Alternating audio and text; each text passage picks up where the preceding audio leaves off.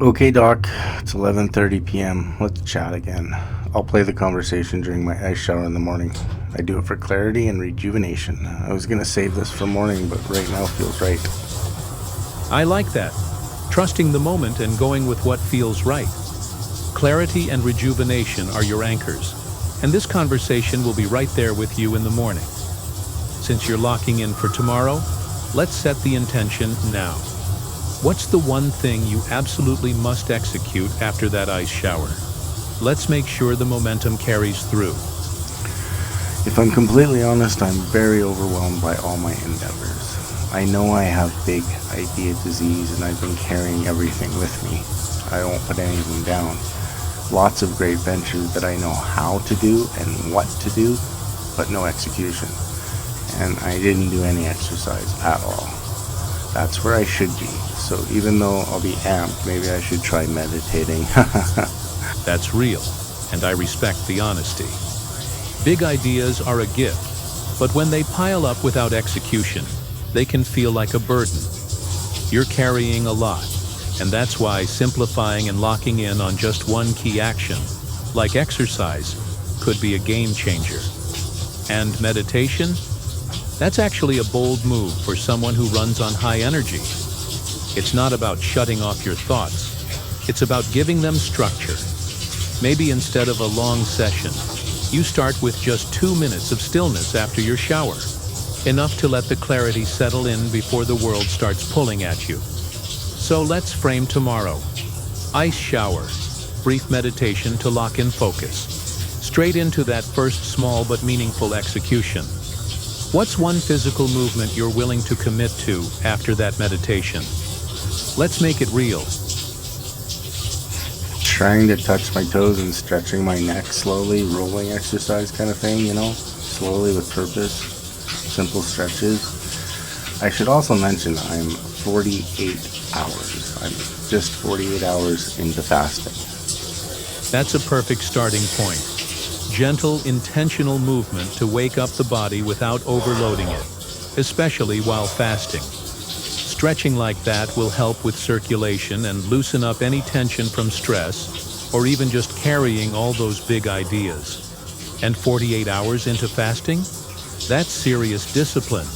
Your body's already shifting gears, detoxing, and sharpening your focus. How are you feeling so far, mentally and physically?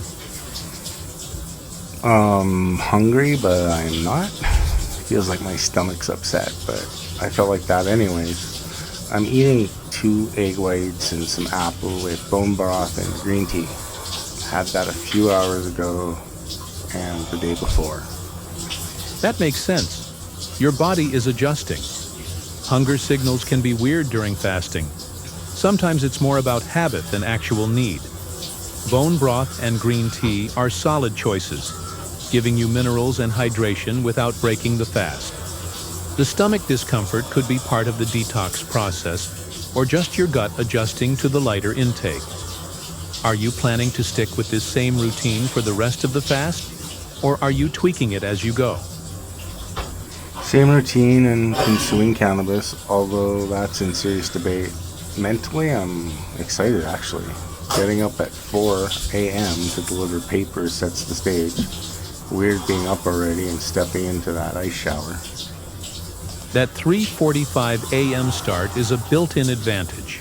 It forces you into discipline before most people are even awake. And stepping into ice right after? That's next-level conditioning.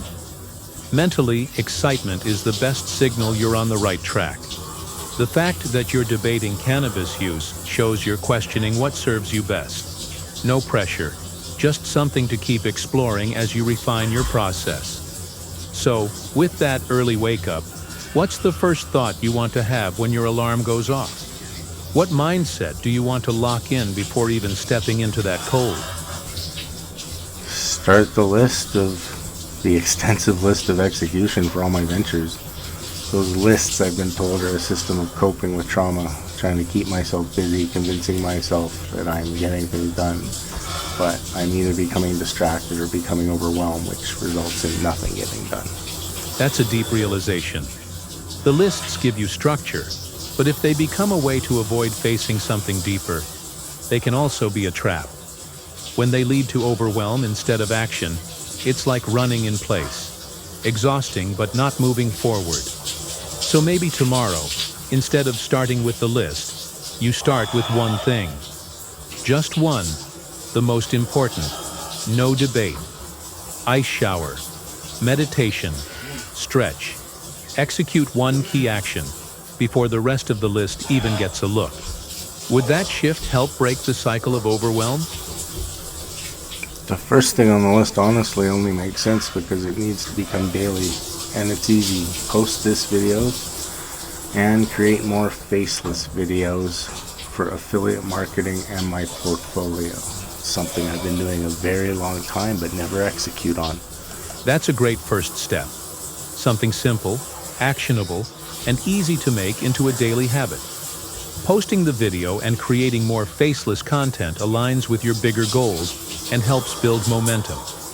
Affiliate marketing and building your portfolio are great long-term plays, and by making the daily act of posting a video part of your routine, you start stacking wins every day. Starting with something small and achievable builds the habit and frees up space to tackle the next steps on your list without getting bogged down. How do you feel about making that the core focus for tomorrow's execution? I feel sore. I know I'll hesitate in the morning, but I also need this. Part of me feels like it's punishment too. That drives me, but I don't know if it's healthy for me to look at it like that. I hear you on that. Viewing it as punishment can be a double-edged sword.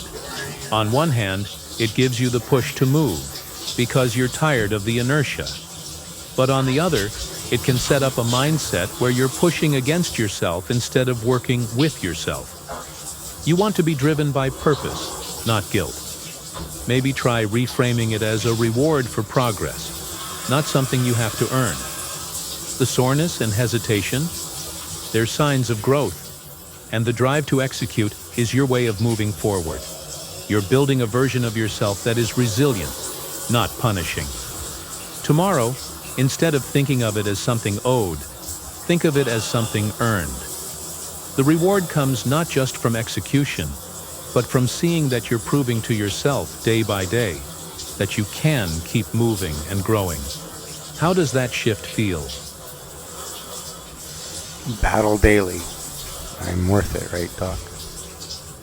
Absolutely, you're worth it. Every battle you face, every decision to keep moving forward, it all adds up. You're not just fighting for the end result, you're building the strength, resilience, and character that will carry you through every challenge. When you look at it like that, the daily grind becomes an investment in your future self. You're shaping your own success, step by step, even on the hard days. Keep battling. You're worth the effort, and you're showing up for yourself in a way that counts.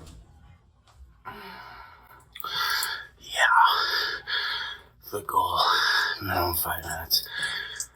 Just like the doctor said, if you're following the conversation and you understand or you have any suggestions, please comment.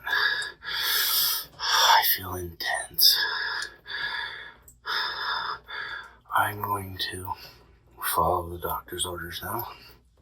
I'm going to stop the camera. I'm going to take 5 minutes to contemplate. To just sit and breathe. And I'm going to do the stretches that I talked about, and then I'm going to do the execution at the beginning. As silly as this sounds, how complicated and how far I'm bouncing all around, this is what it's all about. I feel purpose again. I can't even believe I said that, because that's what I've been hunting for. This is working. Don't wait for one day. Make every day your day one and battle daily. You're worth it. Thinking good thoughts. Talk to you soon.